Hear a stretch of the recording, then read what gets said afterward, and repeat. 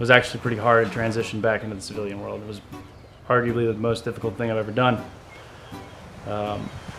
But if it were not for my cousins and the Warrior Surf Foundation, I don't know. I don't even know where I'd be. I don't know if I'd be around. You know what I mean? So we are at Chico Feo right now. This is the hot spot. This is the community center. You know, I watched a lot of war movies as a kid, so I signed up. When you noticed them, you had to decipher between children, mothers, fathers, and cartel members. The military comes knocking on your door right when you start exhausting all your options. We'd be sitting there talking about, when we get out of here, dude, you're gonna be sitting on a beach somewhere drinking boat drinks, surfing, drinking out of coconuts and shit. I was a machine gunner. And so at first it was like, okay, how do I do that? Like, you know, Uncle Sam starts promising you 3 meals and a paycheck, and you're like, well, damn, that sounds pretty good.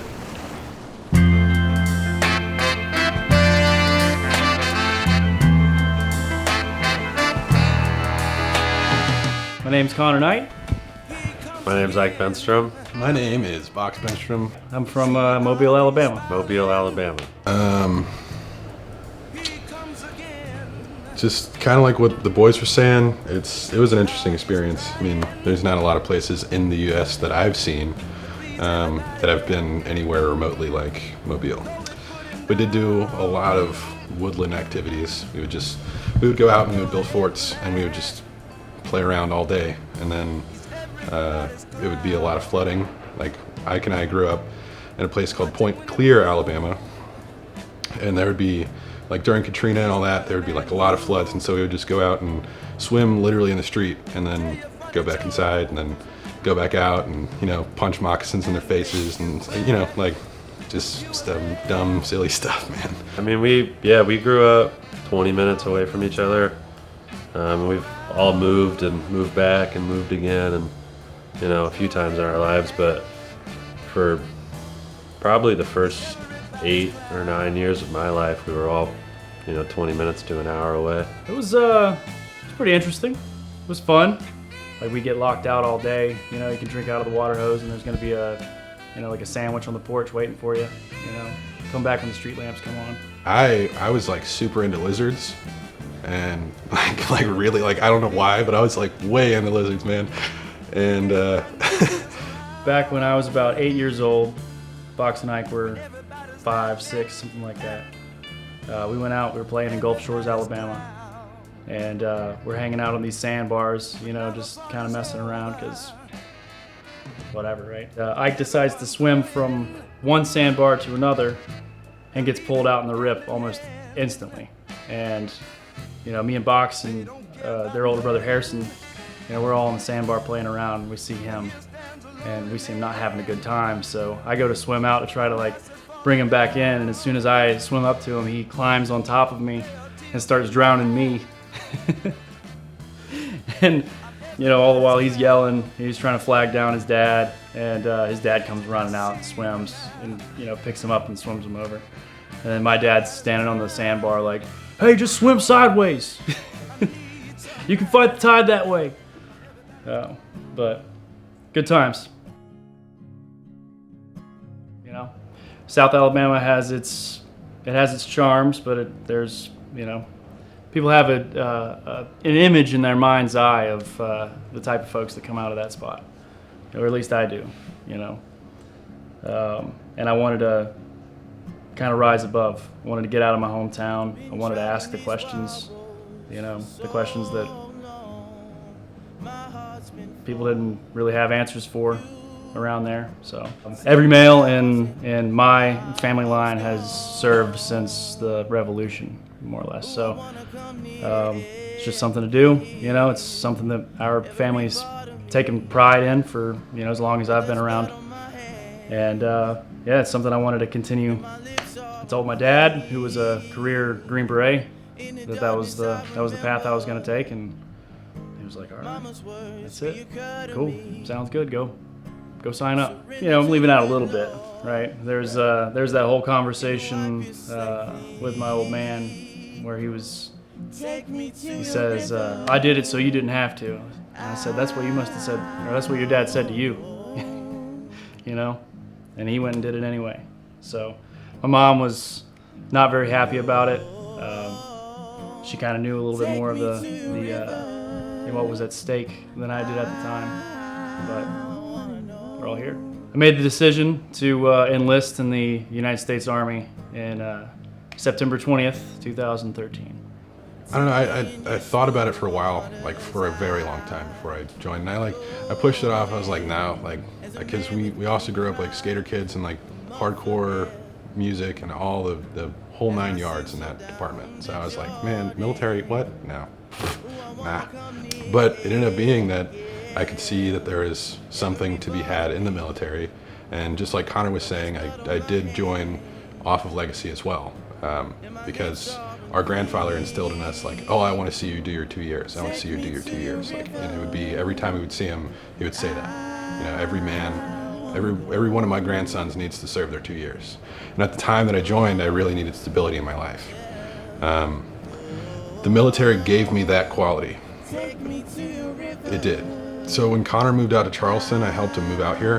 And it was probably like August 10th or so, we went around and talked to different recruiters and like looked at different MOSs and various series and stuff like that. And so I would say like mid-August of 2019, and then I ended up joining on November 4th of 2019. It's definitely what I expected it to be. Whether it played out to my expectation, like I had the idea of, oh, this is what it's going to be like. This is all the stories that I've heard. This is how it's going to be. And so, yeah, and 75% of it was like, oh, okay, I know exactly what's happening. But the other side of it is like, you don't know, you don't know what is going to happen next. I don't know. It's kind of like we were all moving around. We all moved around after a little bit, but you know, we were all close, right? But just seeing each other kind of start taking different paths. Connor, like knowing him, and you know, I always saw that he could be a good military man. He was very, like, he was raised that way by his dad, right? Like very straightforward, matter of fact. Like Box was just kind of one of those, like he talked about, right? He needed the stability. You know, it's almost, the military comes knocking on your door right when you start exhausting all your options. You know, Uncle Sam starts promising you 3 meals and a paycheck. And you're like, well, damn, that sounds pretty good. I served at Fort Gordon for a while, and then I went to the border, went and served on the border of the Texas-Mexico border. There is you have good and evil, but then there's the undecided. You know, I don't know if this is right. I don't know if this is wrong. My location, we had 10 points located on the Callan and Reynosa border. There's a lot that was going on. You had, you know, coyotes that would come over, and there would be like, you know, small, like 5, 6-year-old, even younger, like babies coming over with them. And then when you noticed them, you had to decipher between children, mothers, fathers, and cartel members. And so at first it was like, okay, how do I do that? Like, First of all, I was stationed in North Italy, in Vicenza, with the 173rd. I was Bravo Company, 1st Battalion, 503rd Infantry Regiment, 173rd Infantry Brigade Combat Team, Airborne. We did a lot of operational deployments, a lot of shaping operations along the border of Russia and some parts of the Middle East. All in all, good and bad, I'd say it was overall, it was very positive. It was a learning experience for me. I got to see the world, you know. I got to learn a lot about the human condition, the duality of man, how we can be, you know, so kind and compassionate to one another and turn around and conduct extreme violence on one another, you know. I've had a handful of those doubtful experiences, those times where I wasn't sure if I was, you know, doing the right thing, and I wasn't necessarily proud about what I was doing. I mean, but we all try to make sense of it, you know. You can see where where they have been reprogrammed, right? You got to follow the rules. You got to say yes when you don't want to, right? So a lot of reprogramming, and then coming out, like they've both said, you get left, not intentionally, right? But things come to an end naturally, and when they do, you got to restart. So coming out and not having your unit, not having your people around you that you had spent however long it was that you were with them, going back to square one of just how do you become a human again. You can't separate families, dude. You can't. That's what a family's for. They're there. It's like, how am I going to tell this mother, and I don't speak Spanish, I'm like using hand signs, like how am I going to tell her that I have to take her daughter, I have to take her son, and they didn't do anything. They've literally done nothing, but it was my orders were more apparent than their lives.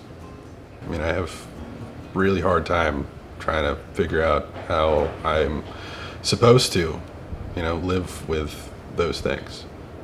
How do you? Like therapy, have Warrior Surf. Warrior Surf's been a very, very massive part. I think it should go without saying, Connor and Ike have been there, man.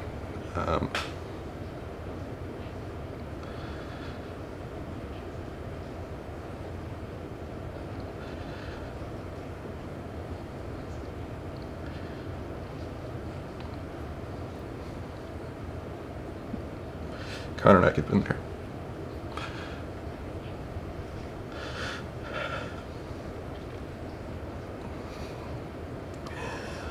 It's really hard to go from that and seeing people's families like that, and then coming back and saying, hey guys, what's up? How's it going? Like, waking up and saying, dude, like, hey, you want to go surf? Yeah, I want to go surf. Yeah, let's do that. It was actually pretty hard to transition back into the civilian world. It was arguably the most difficult thing I've ever done. If it were not for my cousins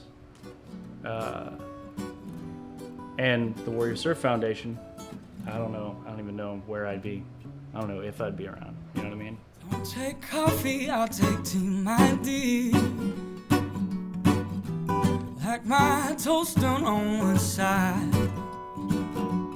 I mean, before the boys moved to town, I was not in a good state, man. I was like getting day drunk at 11:30 on a Tuesday, blasting death metal and loading my magazines, like creating interlocking sectors of fire out of my apartment windows. Like, not healthy, Thankfully, that's kind of when I started coming to Charleston, was when Connor was getting here, and I could see when I moved here that Warrior Surf had already started helping him out. He had found it. Hey man, let's go surf. I want to teach you. I want to take you out, and we'll get you on a board. And yeah, hell yeah, let's do that.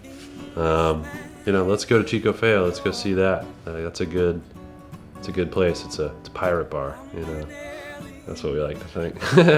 I mean, you put that in Nassau during the pirate days, and that bar would have been the best bar on the island. So the first wave, I still can see it. Like the first wave that I caught when I got back was like, it was picture perfect. Like I sat out for probably 20 minutes just breathing, just like looking out on the waves. It was like 6 p.m. and just this nice little roller came in. And it was like, yep, that's mine. So I thought that I forgot how to surf when I got back, and so I turned the board around, paddled in, and it was like I was cruising into the sunset. It was awesome. Like my toast on one side. You just kind of, you feel like you gave your youth and your innocence to your country, And as soon as you leave, it's like, oh well, hey, that's cool. Get in line at the VA now, you know. And it was kind of hard to connect with people, you know. It was really difficult to connect with people who had never experienced things like that for the longest time, because it was, you know, how can you, right?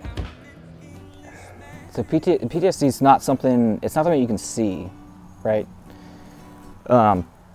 So it's hard if someone has never experienced, you know, and it comes in all kinds of different forms. It doesn't have to just be from military service, but it's, you know, if you've never truly had something that's shaken you to your core at some point in your life, you don't see it, but it's like, the only way I can describe it is like, you see me standing in front of you, seemingly normal, and I feel like there's a plastic bag over my head. Your behavioral habits are a lot different than before. So maintaining relationships, building new relationships, and just trying to communicate with people becomes a very different thing. For me, it's not so much, I guess it feels like I'm pissed, like I'm mad. It's like a fire burning in your chest. And one little trigger. It's the little triggers that used to wants to save your life is now kind of detrimental to your life. Things that seem normal to other people don't seem normal to me. It's just, there's a definite way that I think now and feel now about a lot of things that I know other people don't. And it's hard, you know, like Tommy was saying, like in the grocery store. It took me years to be able to go into a grocery store and actually shop for myself. But it's an everyday task. It's something I have to do. I have to do it. I need to eat. But yeah, it took me years. I mean, it was years of walking into a store and dropping everything and walking back out. Taking 4 and 5 hours to go do a task that should take me 45 minutes. You know, but it's not, again, like I'm whole. I got everything here. And minus my glasses, I can see pretty well.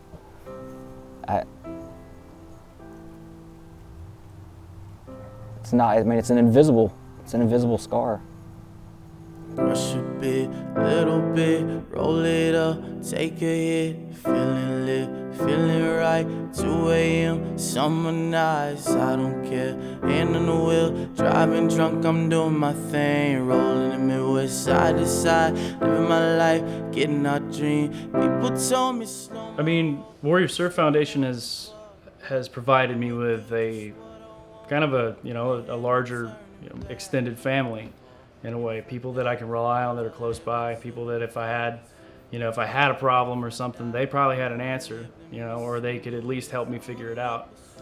And at the very least, you know, I have about 20 homies that I can call up to go surfing with.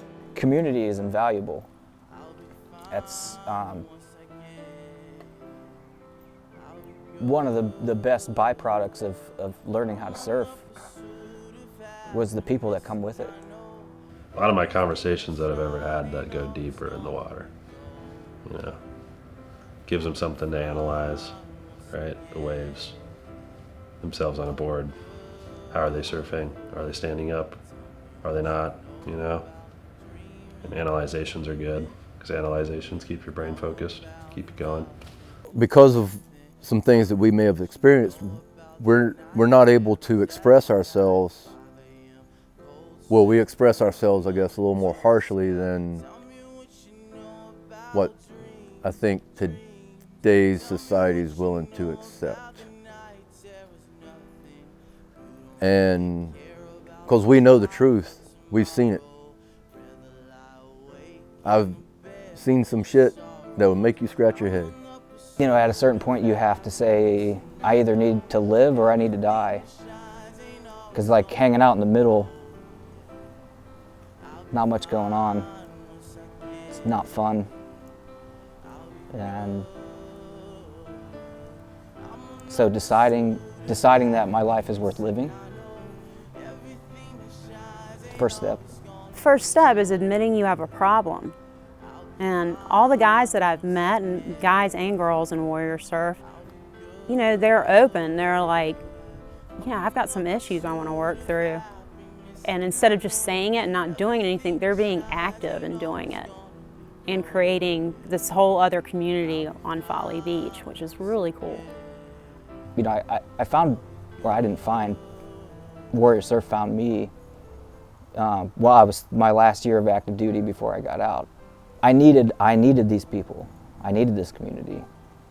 I needed people to hold me accountable, to not let me shut myself in my room for weeks at a time. Thankfully, I mean, like I said, it's an everyday battle. It's hard every day, even with everybody around you. But had I not chosen to follow his lead, I don't know that I'd be here, honestly. I don't know I'd be that. Not here. I don't know I'd be alive. Honestly, yeah. Push somebody into a wave and their stoke goes up.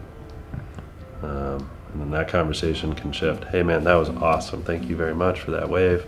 You know, hey man, I'm here for you. I'm here for you, and I'll see you next Saturday. Hey, you need to get your shit together. It's like nobody's going to get their shit together. You just have to keep telling them it's going to be somewhat decent. You know, there's always a tomorrow. Yesterday was yesterday.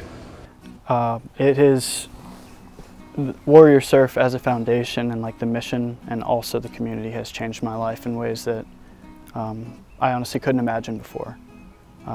Socially, behaviorally, mentally, even in my own space. It's like you think of like a greedy little kid who gets their favorite toy and just hides it from everybody because they don't want anybody to have it. And it's like I experienced so much peace and happiness surfing myself. How could I not teach other people to do that? How could I not teach other people what yoga's done for me? You know, it doesn't work for me unless I share it, you know? There's breath work of 4-8-6. So you inhale for 4, hold for 8, exhale for 6. And if someone's having an anxiety attack or something, that'll slow them down. I think one of the most effective ways to calm down from any of those times where your emotional responses are triggered or your fight or flight would be to breathe, definitely. Breathe, ground yourself. And it's, you know, I'm not talking about like hyperventilating. It's like a very intentional breath, all the way to the bottom of your lungs, all the way out. Yeah, and I like to break that down in the water as well. It's like, all right, what are our surroundings? What do you see? You know, you see the beach. Yeah, we see the beach. You see the people around you. You see the other people that are in the program with you that are just day ones as well. It's like, see those people, see what they're doing. You know, see the other instructors. And then breathing. Breathing is a big part. Breathing is a gigantic part. You always have to tell yourself, remember to breathe. Why remember to breathe? Because if you're not breathing, you're not doing anything. I was blue as a man should be when you left me, but I sure don't miss you right now.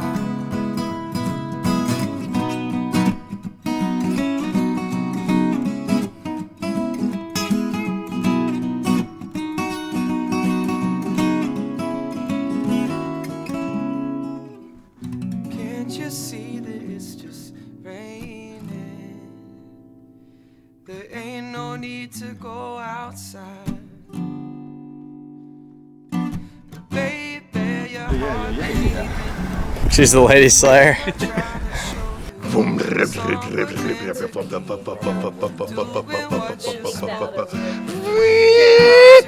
A little flow surf skate, not that much. Bought it off Amazon. Just something to have fun on. we can pretend it all the time. But can't you see that it's just raining? There ain't no need to go outside. All right. What was it? I'm sorry. I'm a lady, baby. Really don't mind. No. Lady, lady, love me. I love to lay here lazy. We could close the curtain, pretend like there's no world outside. Yeah, we can pretend it all the time. But can't you see that it's just raining? There ain't no need to go outside.